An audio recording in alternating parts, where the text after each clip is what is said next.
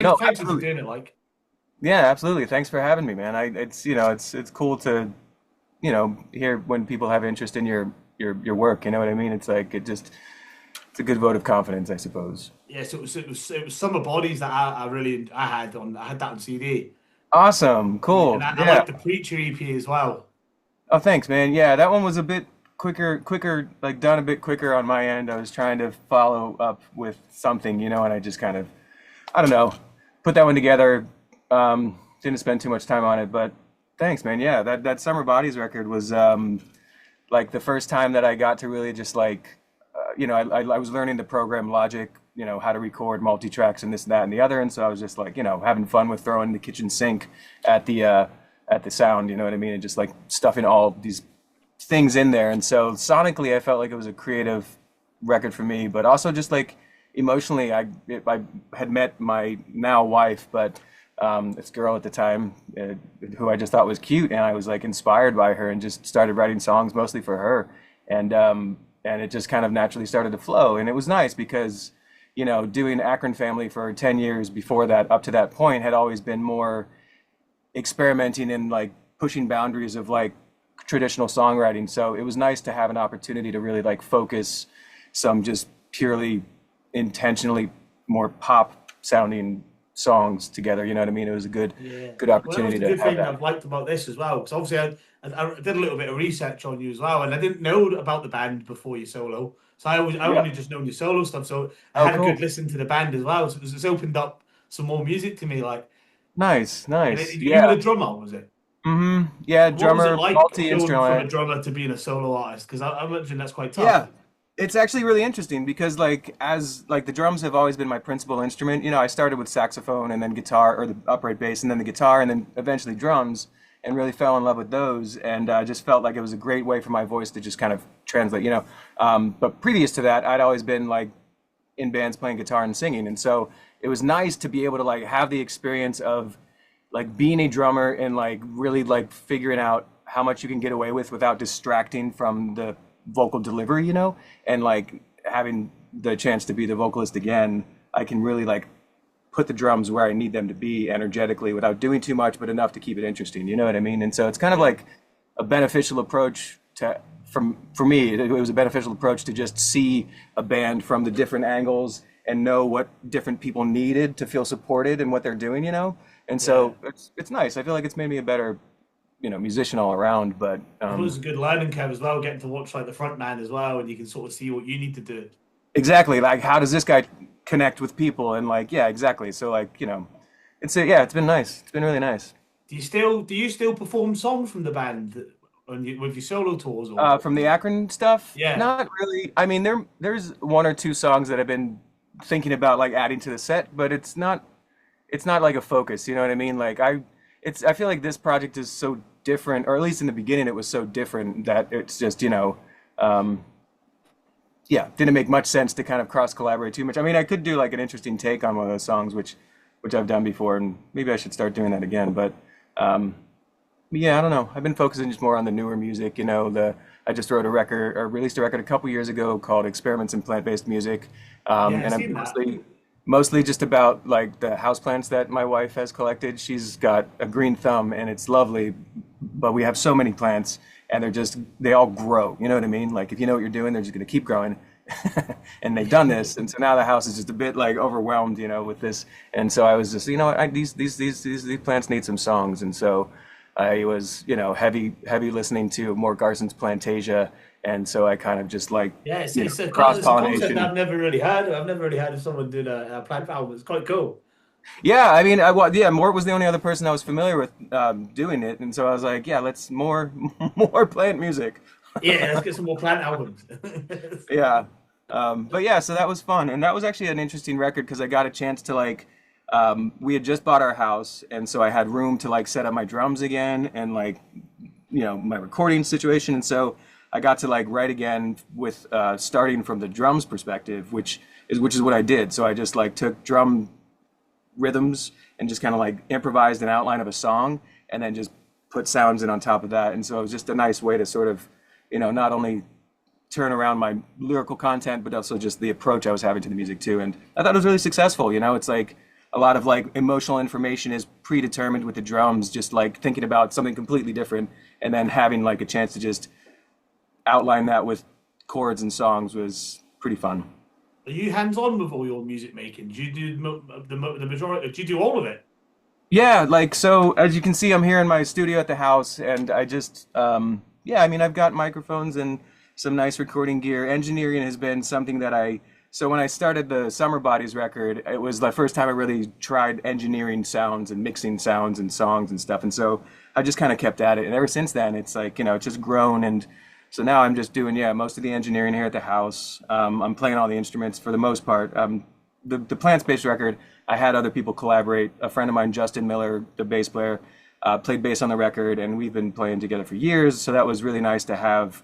Like it was the first time I also got to kind of collaborate with people again on my music, my own solo music. So like that was really important to me, and it brought a vibrancy that I had been missing just by doing computer music for so long. You know what I mean? So so that was nice, and also reached out to a friend, Kelly Pratt, who did the horn arrangements for the whole record, and he's and all the performances, and does really great job. And so yeah, really excited about that one. It was like I like your music because it's quite experimental. Like it's good. yeah, yeah, Right. try some different things, right? I think it's worth it. I mean, like we've all heard the same versions of the same songs for a long time, and so I think that if you can find some room for just like soft innovations, where it's not necessarily taking the train off the track completely, but pushing it off to the side a bit, where you're like, oh, that's neat. I think that that's a healthy approach. Do you think it's challenging for experimental artists too? Yeah, well, it depends on like, I mean, how far can you take an audience and still maintain their attention, right? I think that like the balance that I've tried to maintain is like, I really value the live performance part of music, right? Like that's been one of my strengths historically, and so like honoring that relationship with the listener in the moment is something I try to keep in perspective, because I've been to plenty of like free jazz shows and just things that are just really wild and like out, and it's like hard to just stay focused for 45 minutes or whatever, and so like, but if you can push a bit of that in there, like Akron was really good at this, just like putting a bit of it in there to sort of like challenge the audience enough to where they're like really paying attention, but then you have their attention and you can just fucking turn it back into your song. And so I think that yeah, the experimenting with whether it be sonics or just arrangements or something to kind of make them pay attention a little bit more, like, oh, what is that, what was that, I think that that's kind of a cool approach, I think. Yeah, it's a cool way of looking at it. I think I like it. Yeah, yeah. I mean, it's like, especially for a live show, I mean, like you're in the moment, we're all there in the moment. And so like, I've always tried to take, a representation of the songs that we wrote on the record, or the songs from the record, the way we do it live. I'd like to have like a bit more of like a present tense element involved, whether it's like a section that we can stretch out a bit in, if the vibe is there in the room, or something like that. Like just try to have something built in to where it can just be present tense. Do you have visuals at your live shows? Obviously, with your albums, you could have some. Yeah, That's a big thing now as well with bands, isn't it? They have like strong absolutely. visual shows and stuff. Absolutely. Like it's wonderful. And I mean, most clubs now, like I'm not a popular artist by any means, so most clubs I'm playing are pretty, smaller places, but even those have like projectors and things like that. So it's nice to take advantage of that and just put up some, whether it's like something I throw together on DaVinci, like a timeline, just like, slow, what is that, like bokeh light vibe, whatever it is, just something to sort of give a bit of depth to the stage, I think helps a lot. Yeah, for sure. There's a guy here in town that that we work with named Ali Muharrab, and he runs a program that I forget what it's called. But anyway, it's pretty fun. He has a camera and he can like project the band and like manipulate us in real time. And like it does add a nice element of just, yeah, interest to the stage, I think. Yeah, that's cool. I like the sound of that. Yeah. Have you got any unexpected sort of influences that have influenced your music? Unexpected what? Influences? Influences. It's hard to tell. Like, what do you hear when you hear this music? I mean, I guess like I listen to everything from like Terry Riley to, Rihanna, like everything like from, some just drone music to pop music. And so it's really hard to tell. And I'm a fan of all of it. Like my first music love was hip hop when I was a kid. I was Yeah, I love hip hop. I was born in the 80s, and so, like I was, my NWA, Naughty by Nature was a big one for me. And I remember buying the tape, 1993. I got my mom to drive me to the mall, and we went to the wall, and I bought the tape, and I put it in on the way home. And it's explicit with words. And, like I remember the whole ride home, just like looking out the window, like I hope she don't take this from me. You know, I've got a similar story. So I went. I always wanted Eminem's Marshall Mathers LP, but my mum Oh was yeah, never going to buy me it in a million yeah. years. And then we went on holiday to Malaga with my dad, Oh and he cool. used to get like the blokes went round selling dodgy CDs, like knockoff, like Hmm. the copied ones. And I Oh said yeah. to my dad, "Oh, I might get 5 of these for €10 because seen Marshall Mathers LP was in there." And I was like, "Oh yeah, get whatever you want." So I went and got that, and then I got home and I put it on, and the song Kim come on. Oh And yeah. my mum was like, "What the fuck is that?" I was This is a like, "Oh pretty God!" aggressive song. Yeah. I love that album, so I never look back. He was truly a creative artist, man. I mean, like his delivery, like the rhythmic elements of the way that he does just syllables is it's incredible. It's incredible.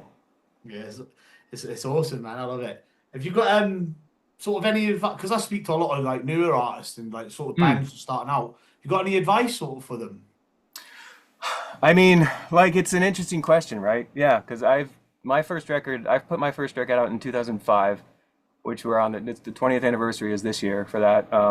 The first Akron record, the self-titled, and at the time, yeah, it's so interesting, like how much I didn't even know that I didn't know. You know what I mean? Like, so I feel that the best advice that I would have appreciated to hear is to just like appreciate where you are when you are, you know, like along the journey, like because that's really what the story is, and that's the moment of, and that's like that's the the vitality of this thing. It's like just appreciating what you've the attention you've gained when you've gained it. Really don't take anything for granted. You know what I mean?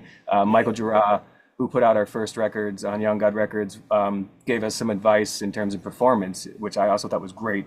And he said that if it doesn't matter if it's 10 people or 10,000, they all get the same show.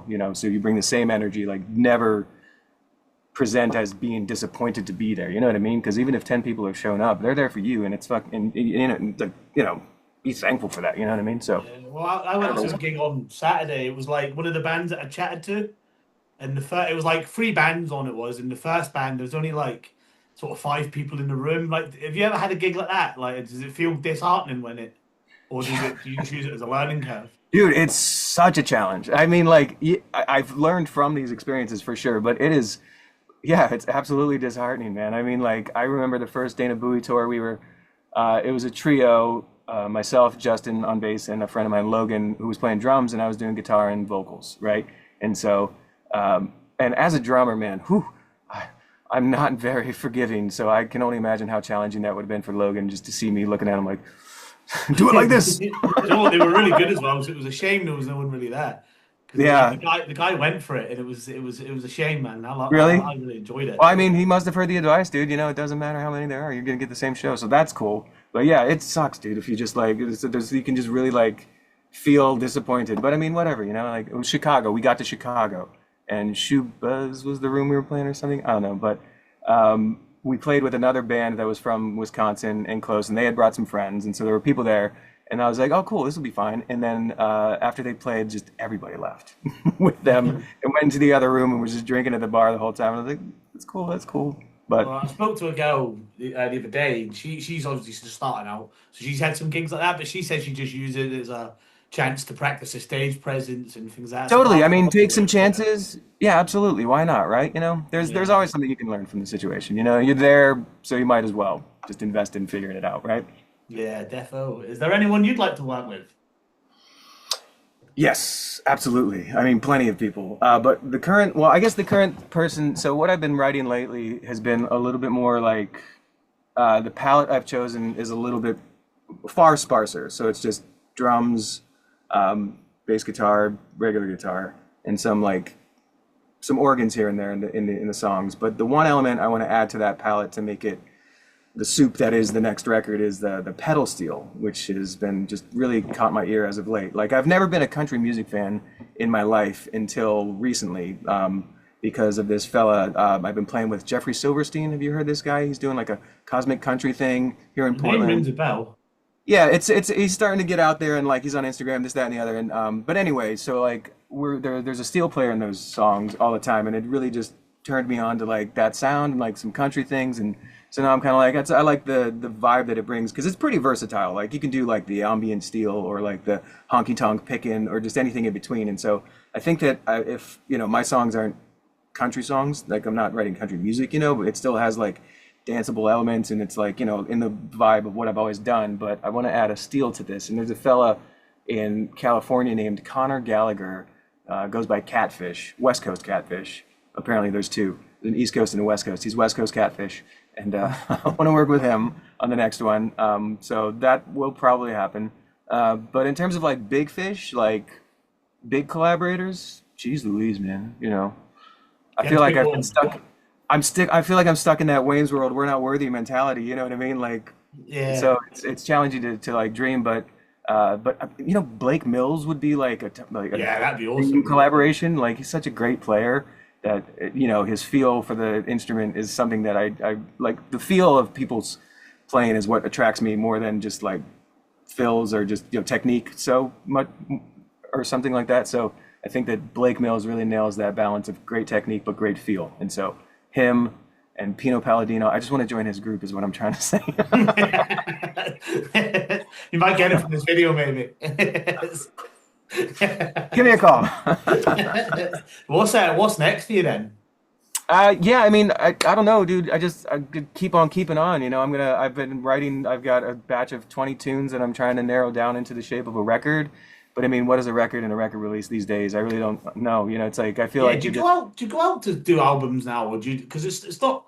Like, this is what I hate about streaming. It sort of killed albums a bit, and it really pisses me off. 'Cause that's I the love thing. an album. Like, yeah, man. I mean, you remember the first time you heard Dark Side of the Moon? Like, it's an experience Yeah. from A to from start to finish, and like that element is like taken away a bit in this environment, which is hard. I mean, I still try to do it. Like the last record, the plant-based music record, I tried to really kind of keep that experience going, and like have a through line of emotional, like I mean, it was I sort of like tried to build it like the Wizard of Oz, where like the first song is very stony and dreamy and kind of sort of set you off into this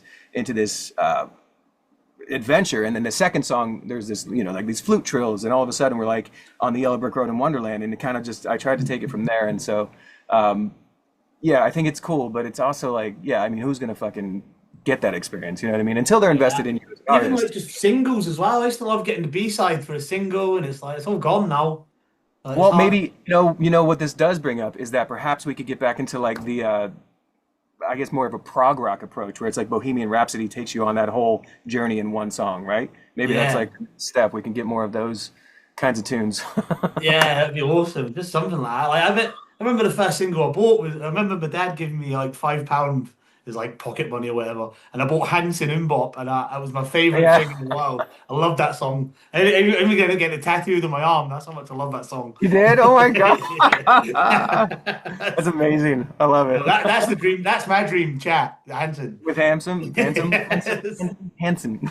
I don't think Bob Dylan's gonna do it with me, so maybe Hanson a bit He's more still got a little acceptable. time. I mean, he's still around, right? Yeah, he's not much of an interview guy though, is he, Bob Dylan? Probably not. I No, mean, I don't if you think go I've got to the money to pay him anyway. he's not even going to pick up his Nobel Prize, and I mean, yeah, so maybe he doesn't want to do interviews anymore. He's got Yeah. limited time on his hands. Well, that's it really. Like that was just the gist of it. Like just Oh, a good cool, little man. chat. Like I Wonderful. appreciate you Well, doing it, man. It was wicked. yeah, thank you for having me, man. I really appreciate Yeah. this. It's really great to hear that the music connects with somebody